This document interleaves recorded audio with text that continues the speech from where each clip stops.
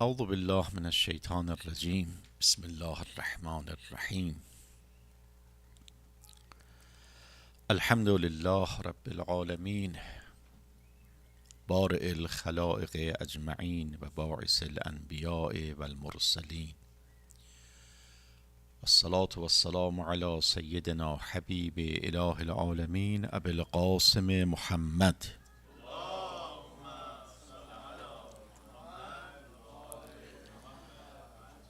و علی آله الطیبین الطاهرین الهداة المهدیین، لا سیما بقیة الله حجة ابن الحسن المهدی، روحی و ارواح العالمین له الفداء. السلام علیک یا ابا عبدالله، السلام علی الحسین و علی علی ابن الحسین و علی اولاد الحسین و علی اصحاب الحسین. بال و پرم شکست ولی نهضت تو ماند. زبان حال زینب کبراست در صحرای کربلا روز اربعین. بال و پرم شکست ولی نهضت تو ماند، این قامتم خمید ولی عزت تو ماند.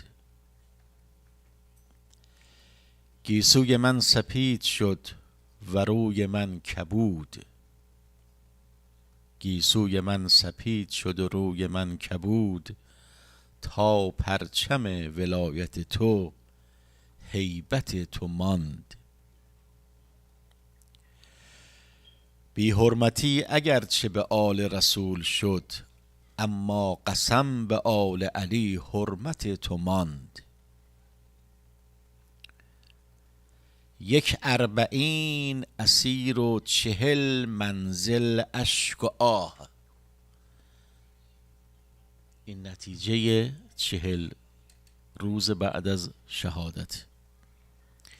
یک اربعین اسیر و 40 منزل اشک و آه، با این همه حدیث تو و عصمت تو ماند. برگشتم از اسارت و شرمنده ام ز تو، در گوشه خرابه گل زینت تو ماند. بردم پیام فاطمیت را به هر دیار، خصمت فنا شد و علم قدرت تو ماند.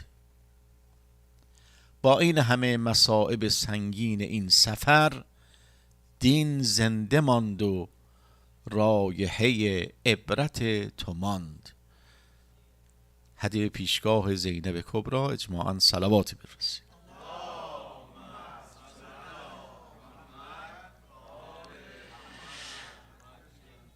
Tonight is the night of Arba'in, and it reminds us the long journey and very problematic journey of Zainab Kubra from Karbala to Sham, and then from Sham to Karbala. It took her about 40 days. After Ashura, 40 days it takes to go Zainab from Karbala to Kufa, and from Kufa to Sham, and then return to Karbala.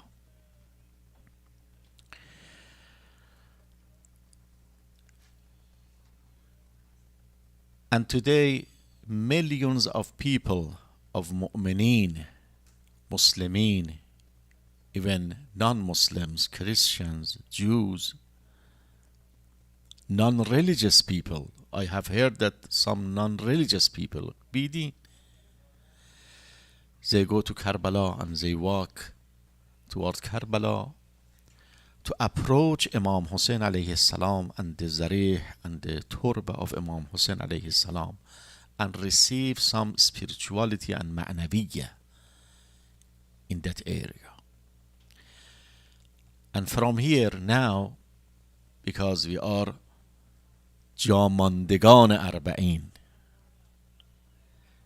But we can send from here our heart to Karbala and send our salam to Imam Hussein alayhi salam and say, yes, if you are not able to come by feet and on feet, we can come by heart, با دل، با قلب.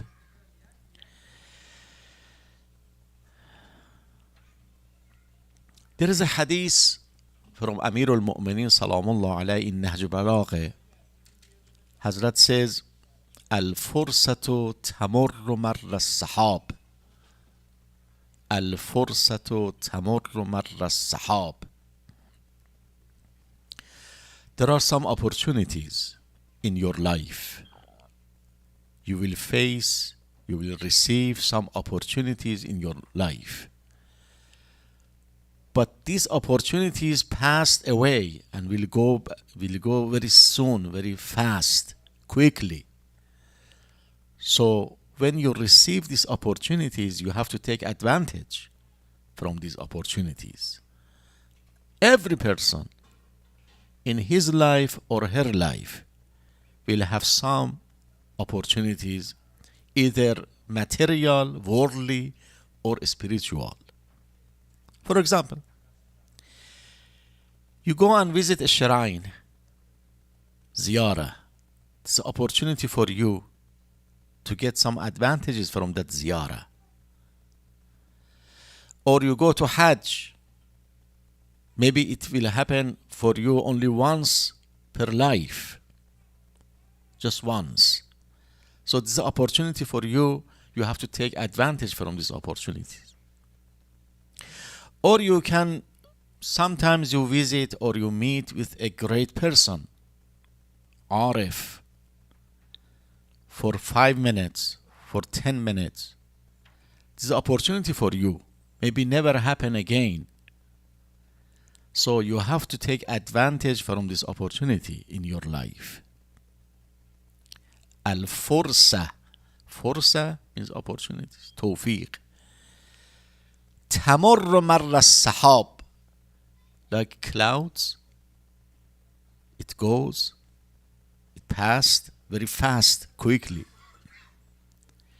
If it rains, okay, it rains. But if it does not, it goes back. And go to another place. So when opportunity come to you, you have to take advantage from these fursa and opportunities. I want to read for you a story from Abu Dharr Ghifari.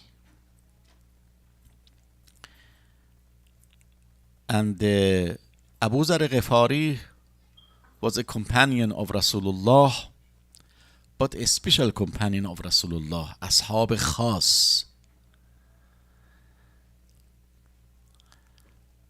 He visited Rasulullah in a special time, and he takes advantage from this opportunity that he visited Rasulullah. And he asked some advices from Rasulullah. And these advices are very important.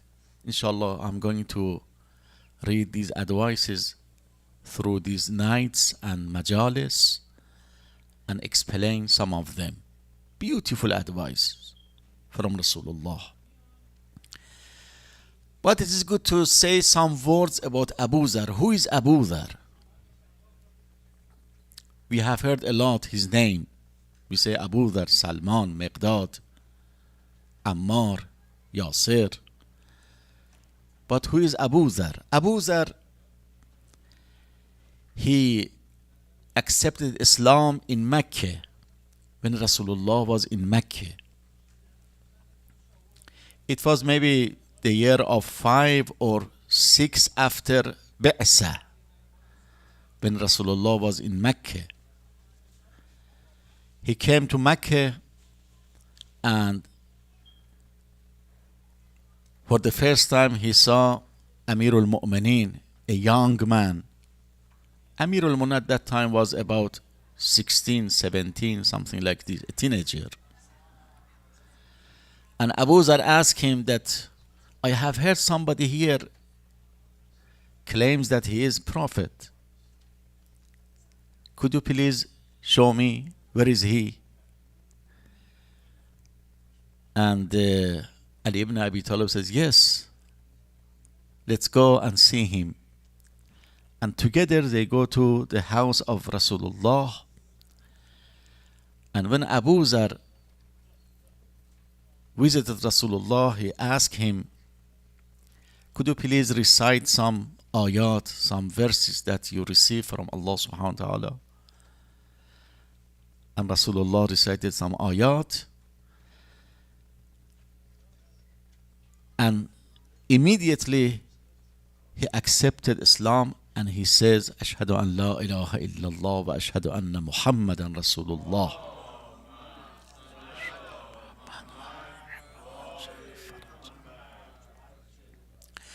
Then he says, okay, because I become Muslim, right now I go to Masjid al-Haram. You know, Masjid al-Haram was before Islam. Kaaba was there.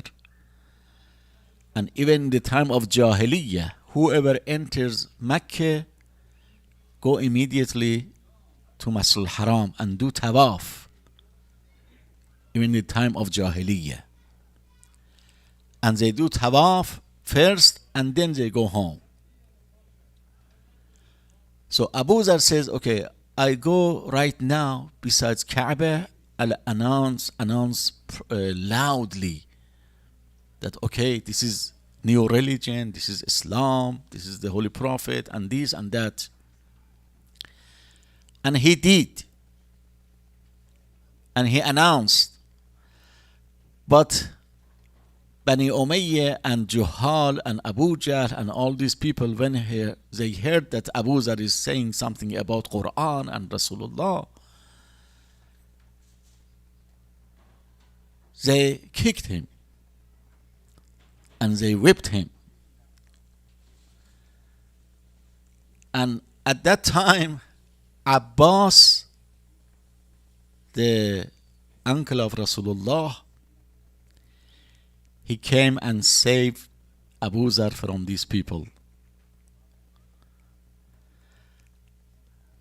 And the next day also, he did the same. For 3 days, he went to Masjid al-Haram and announced loudly about Islam and Quran and Rasulullah. And Mu'mineen, Muslimin says to Rasulullah, if Abu Dharr continue this way, they will kill him. So Rasulullah says, okay, oh Abu Dharr, you become Muslim and you learn some Qur'an. Right now it is good to go to your tribe, Qabila, and invite them to Islam. Just leave Mecca, because if you stay in Mecca, they will kill you. So Abu Dharr went home. And when Rasulullah migrated from Mecca to Medina, Abu Dharr went to Medina and joined Rasulullah and Ashab. Abu Dharr was Mujahid, talking about Islam and Haqq, enjoining Al-Amr bil-Ma'ruf and prohibiting Al-Munkar. After Rasulullah, in the time of first Khalifa and second Khalifa and third Khalifa, Abu Dharr, in many places, in many gathering, ijtima'at, he was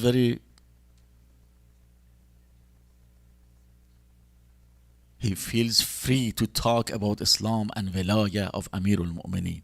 There are many hadiths about Amirul Mu'mineen from Abu Dharr. Even they advise him that, okay, don't say these things because they will kill you. He says, no, this is haqq, I have to say. In the time of third Khalifa, Khalifa sent him to exile, exiled him, تبعیدش کرد to Sham, Dimashq. And from Dimashq, they exiled him to Jabal Amil. And some historians said, right now when we have a lot Shia in Jabal Amil, they are the students of Abu Dharr from that time. You know, when you go to Lebanon, to Jabal Amil, all of them are Shia, follower of Ahlul Bayt. They are from the time of Abu Dharr. But Abu Dharr talking a lot about Ahlul Bayt, about Islam, about Quran. And when Abu Dharr was in Damascus, in Sham, every day he used to come to the palace of Muawiyah and loudly recites the ayat about Mufsideen, Taghut, Zalimin, those people who collect money, who collect golds and silvers. الذين يكنزون الذهب والفضة. Every day. And signing to the palace of Muawiyah and him. Because Muawiyah was the ruler of Sham at that time. Muawiyah became the ruler of Sham in the time of second Khalifa. Second Khalifa appointed Muawiyah as the Hakim and ruler of Sham. And after second Khalifa, when the third Khalifa comes, he approved and he said, okay, you remain, stay there. So for 20 years, 25 years, Muawiyah was the ruler of Sham. And he established a royal building, a royal system over there. Not Khilafah, royalty, sultanate, governing, ruling. So Abu Dharr says, okay, he recites ayat about Zalimin, Mufsideen, Aghniya. Muawiyah writes a letter to Khalifa, if Abu Dharr stay here for a while, so he will change everything. He will make a revolution, انقلاب به پا میکنه. Think about this. And Khalifa Osman says, okay, send him back. So they send Abu Dharr to Medina. Abu Dharr returned from Sham to Medina. And when he entered Medina, there are a lot of talk about between Osman and Abu Dharr. It is in the history, very beautiful talks. But again, in Medina, Abu Dharr was not silent, talking against zulm, against what is going on in Khilafah. You know, in the time of third Khalifa, there are many corruptions, zulm, fasad. There are many bad people were around Khalifa. And Abu Dharr, okay, they talk freely and there is no fear about anything. So finally, Khalifa decided to exile Abu Dharr to Rabazah. Rabazah, where is Rabazah? Rabazah is a village the east of Medina, about 170 kilometers or 200 kilometers from Medina. Actually, we cannot call it village. We can call a Sahara, a desert. Very hot, dry, and nobody was there. Just few people, Qabail. So Abu Dharr was exiled to Medina, to Rabazah. And in Rabazah, it was at the time 30 years of Hijrah, سال 30 هجرت he exiled Abu Dharr to Rabaza. And for 2 years, Abu Dharr stayed in Rabaza, and then he dies in Rabaza. Actually, we can say he martyred, shaheed shud. Because whoever dies in the Hubb Ahlul Bayt, he is martyred, he is shaheed. There's a beautiful hadith. Zamakhshari and Fakhr Razi, they recited and they narrated this hadith. This hadith is from the Holy Prophet, whoever dies in the Hubb Ahlul Bayt, he is shaheed, she is shaheed. So Abu Dharr dies in Rabaza alone, wahda. Nobody was there. And some beautiful story happens when he dies.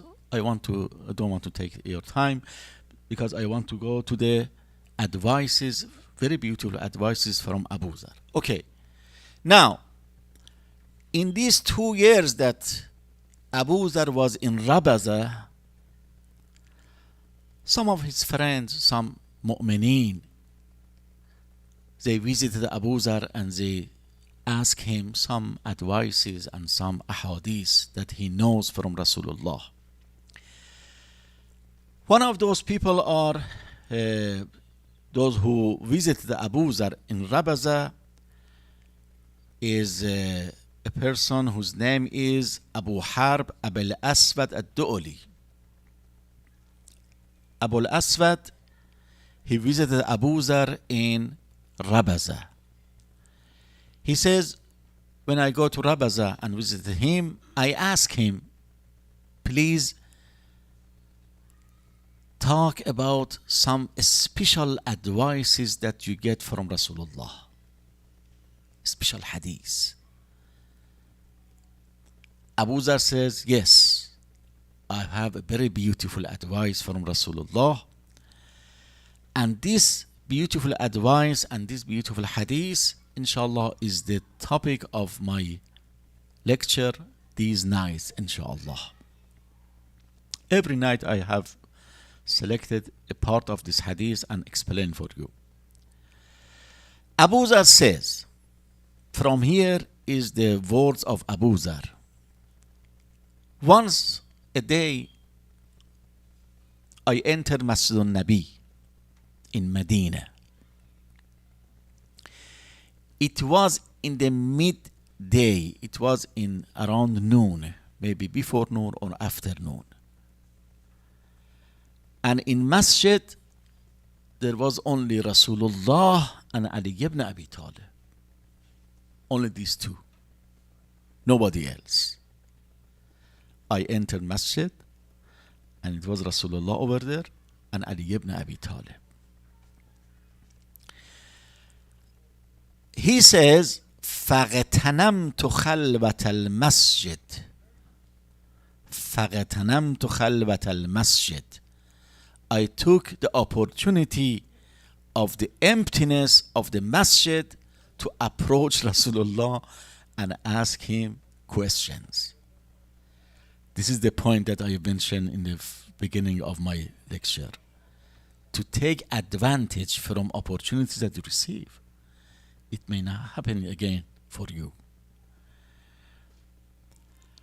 And he says, فَقُلْتُ يَا رَسُولَ اللَّهِ بِأَبِي أَنْتَ بَأُمِّي أَوْصِنِي بِوَصِيَّةٍ يَنْفَعُنِي اللَّهُ بِهَا.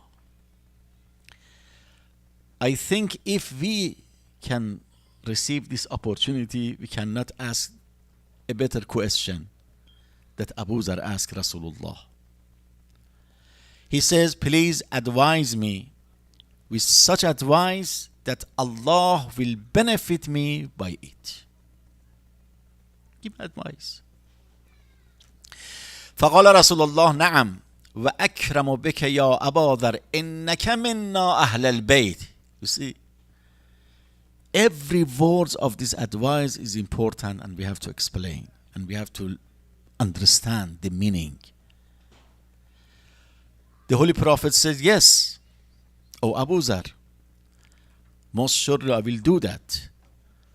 And you are from Ahlul Bayt. Ya Abu Dharr, innaka minna Ahlul Bayt. You are from us. You are from Ahlul Bayt.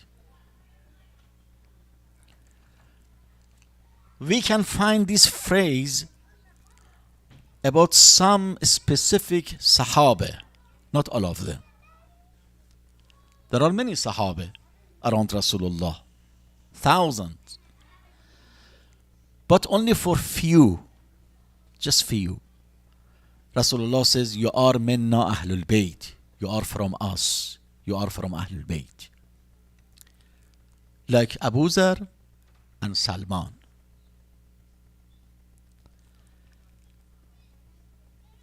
So why? This is a question. Why Rasulullah says you are from us? What happened to Abu Dharr? What happened to Salman? That Rasulullah says you are from Ahlul Bayt.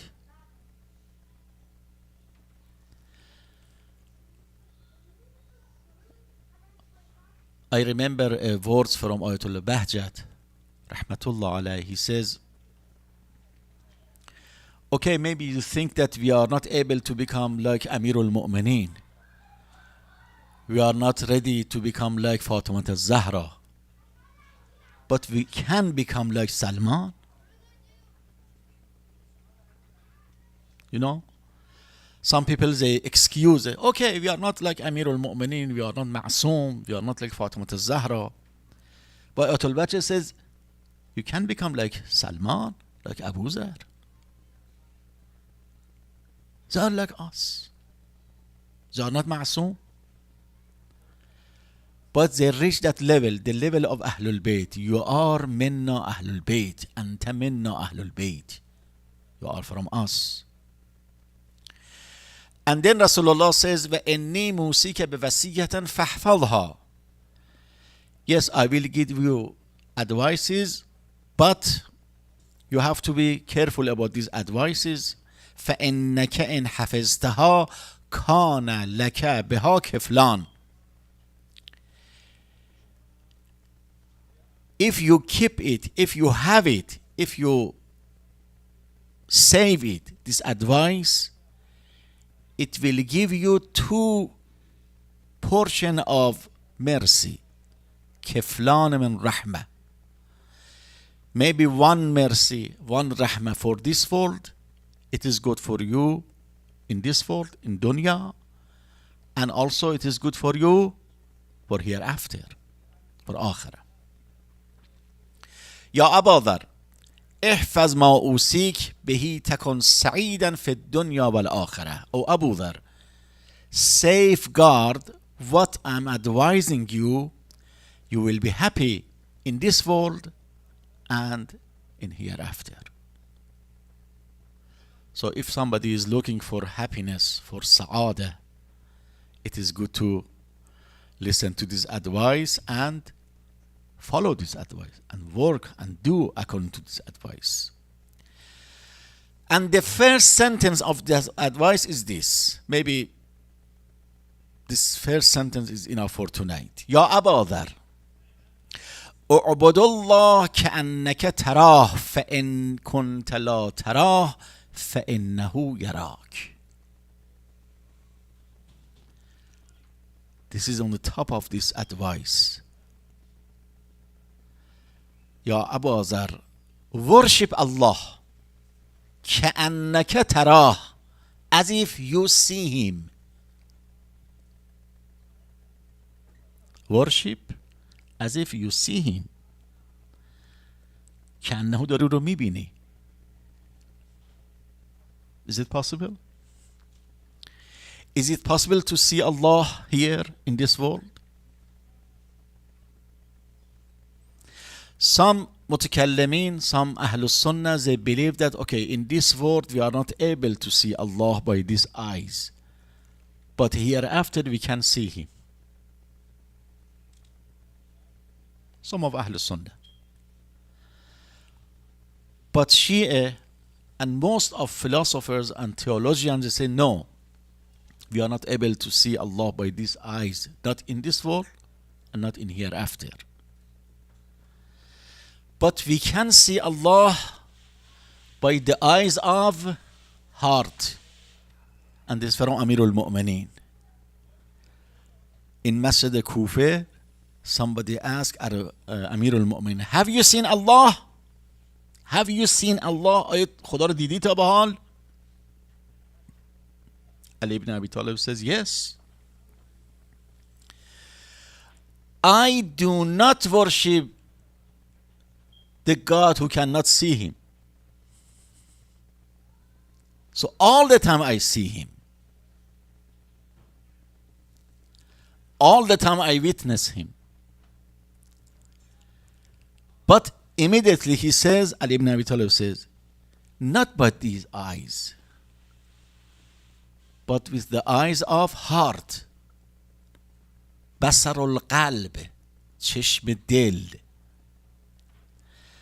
So Rasulullah says, okay, اعبد الله كأنك تراه. Worship Allah as if you see him. So when you pray like this, that Allah is there. Allah is present. You are watching him. You are seeing him. And then Rasulullah says, فَإِن كُنْتَ لَا تَرَاهُ فَإِنَّهُ يَرَاكَ. If you say, okay, I'm not able to see him, I cannot see him. Many times I try to see, but I cannot. Rasulullah says, okay, if you cannot see him, but he can see you, and he is watching you. This is the key of worshipping Allah subhanahu wa ta'ala. This is the key of ubudiyah. This is the key of ibadah. This is a mutual relationship between you and Allah. You have to see Allah and Allah see you. If you are not able to see him, okay, don't worry. He sees you. He is watching you. يا أبا ذر اعبد الله كأنك تراه فإن كنت لا تراه فإنه يراك. Many times that we do something wrong, we do ma'asiyah. The reason is this, because you think that he is not there. That's it. We think that he is absent.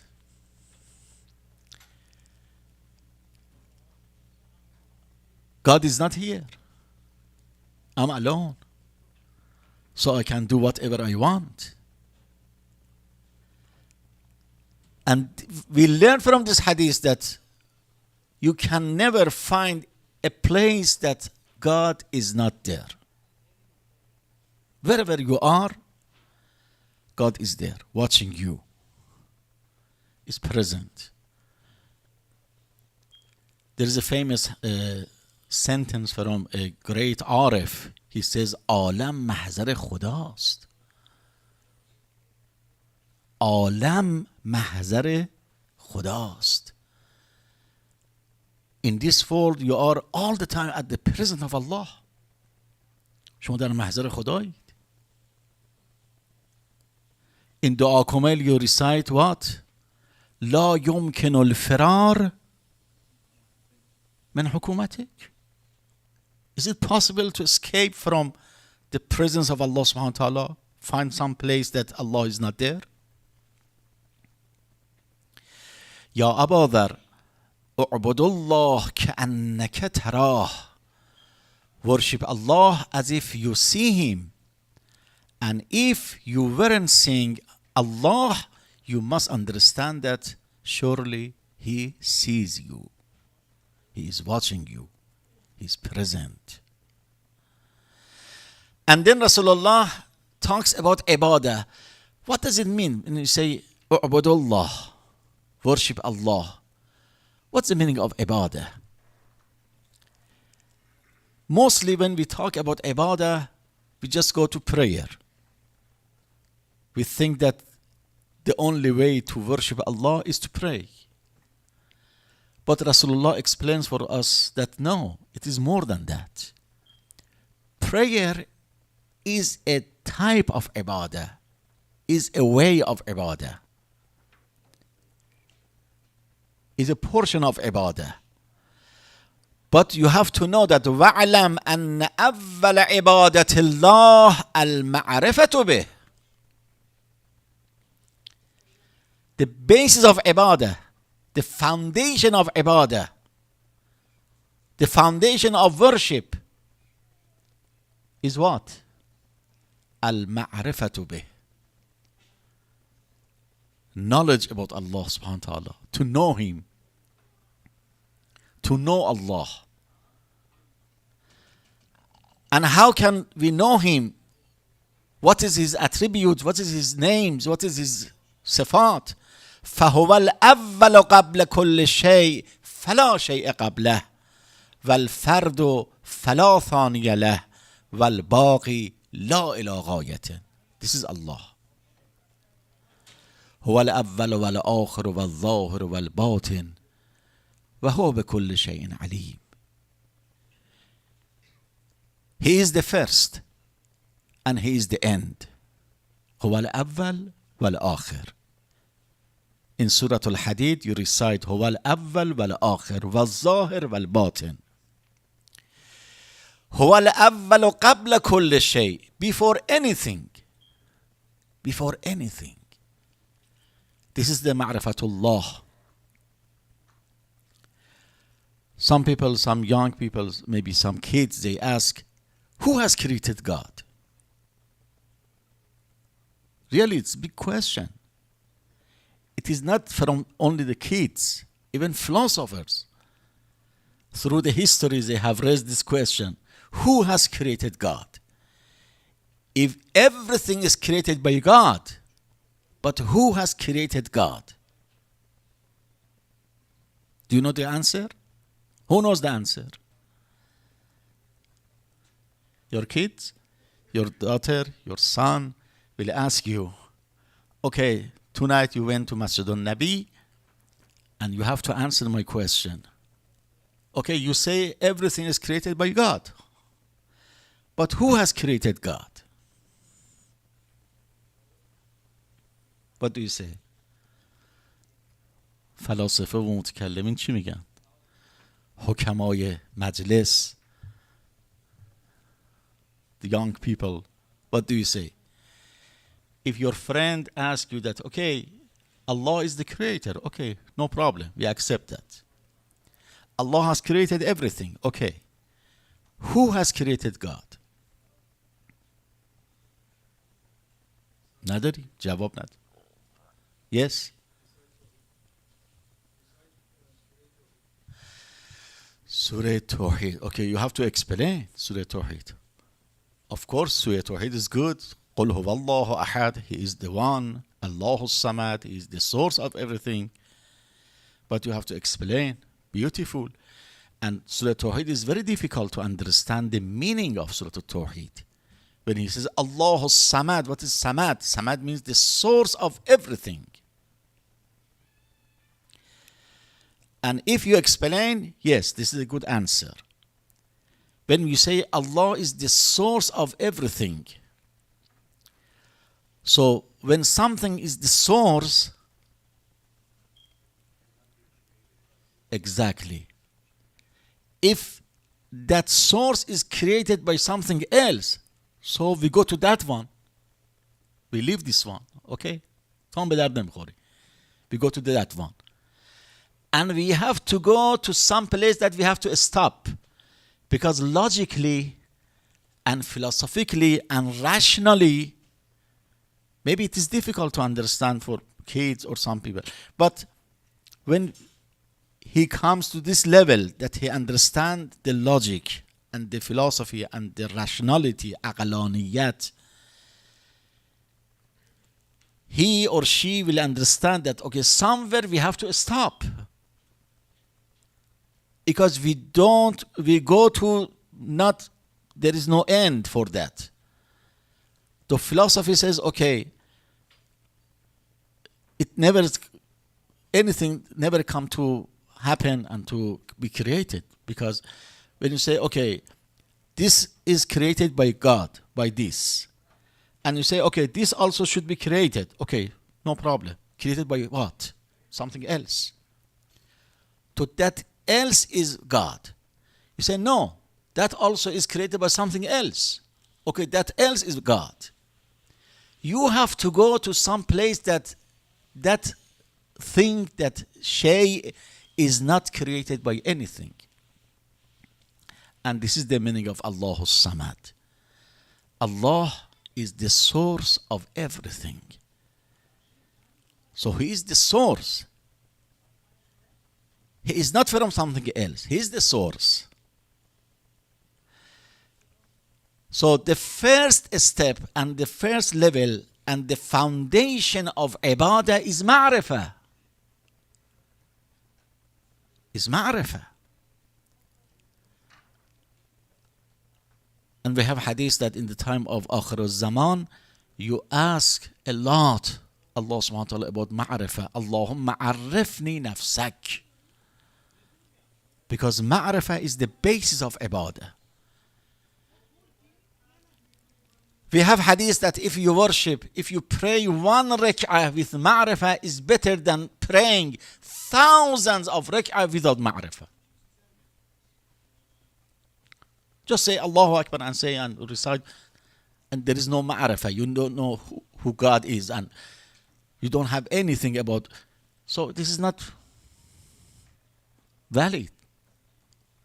So the basis of everything is ma'rifah. And then Rasulullah explains about other levels of ibadah. Inshallah, I will explain for you. Now,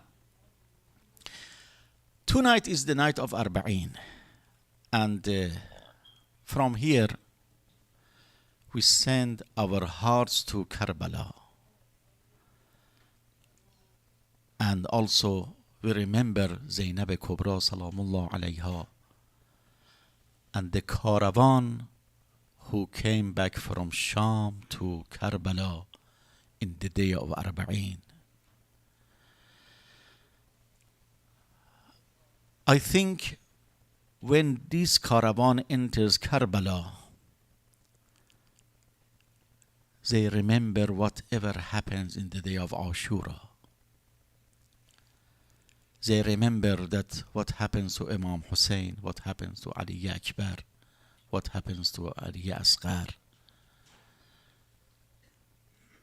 And we recite and we read in some historical books that every and each person goes and finds the turba of his beloved. Maybe the mother of Ali Asghar is looking for the turba of Ali Asghar. Where is the turba of Ali Asghar? Maybe the mother of Ali Akbar is looking for the turba of Ali Akbar. Maybe some young and kids are looking for the turba of Abul Fazl al-Abbas. They remember that in the day of Ashura, Abul Fazl al-Abbas was in charge of water, bringing water for them. So they go to his turba and say, okay, don't worry, Abul Fazl. Now we have water. We have enough water to drink. So it was a very interesting situation in the day of Arba'een to see what happened over there. And this is the reason that today millions of people go there to remember what happened in the day of Ashura and what happened to the Shuhada.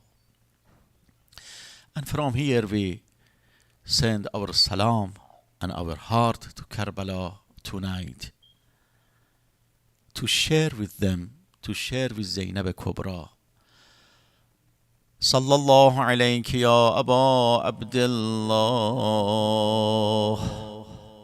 Sallallahu alayki ya ibn Rasulillah.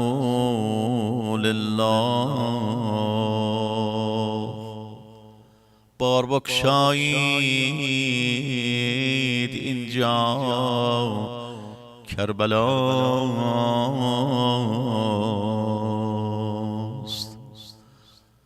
بار بگشایید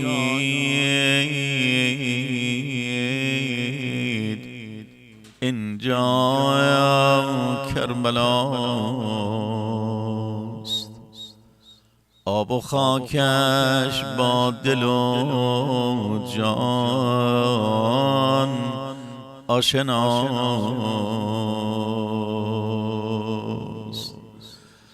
شب 40 بریم به استقبال کاروان زینب. عجب کاروانی خسته از راه میرسد. یه عده زنها بچه های یتیم راه طولانی از شام به کربلا.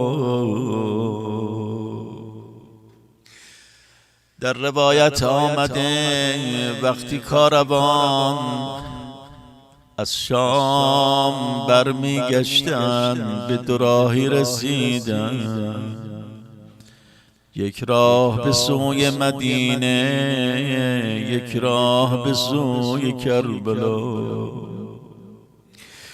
زینب کبری سوال کرد آیا اجازه میدهید ما به کربلا برویم، تربت عزیزانمون رو زیارت کنیم؟ اجازه دادن. آنها وارد کربلا شدند، چه غوغایی به پا شد.